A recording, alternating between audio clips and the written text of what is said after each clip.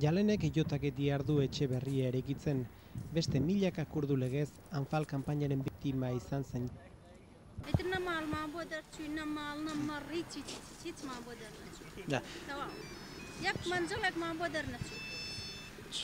Gaur Kurdistango gobernuak lurrak eman dizkie Anfal kanpainako biktimei, baita etxeak eraikitzeko materialak ere.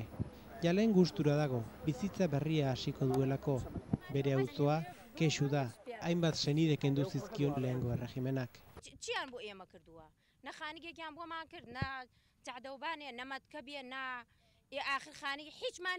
Farma Otman eskualdeko giza eskubideen zuzendaria da.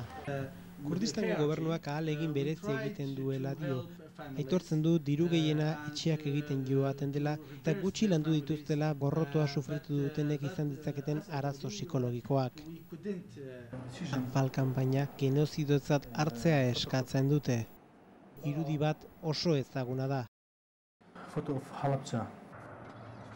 5.000 lagun hil ziren hemen Halabjan Saddam Husseinek agindutako bombardaketa kimikoan. Umea babestu guran hiltzen ama da eraso horren simbolorik ezagunenetakoa.